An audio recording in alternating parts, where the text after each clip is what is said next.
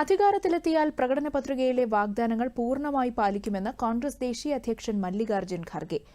അസമിലെ ഗുവാഹത്തിയിൽ വാർത്താസമ്മേളനത്തിൽ സംസാരിക്കുകയായിരുന്നു അദ്ദേഹം. और खासकर मोदी जी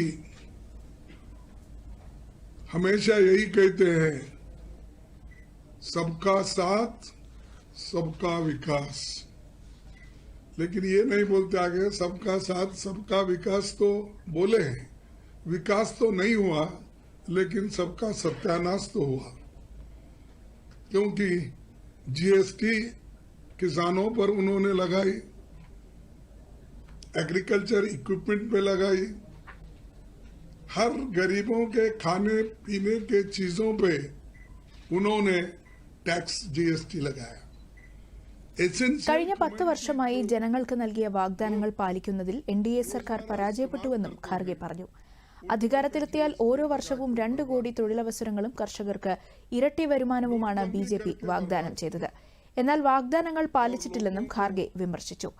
വാർത്താസമ്മേളനത്തിന് ശേഷം ബാർപേട്ടയിൽ നടന്ന തിരഞ്ഞെടുപ്പ് യോഗത്തിലും ഖാർഗെ പങ്കെടുത്തു.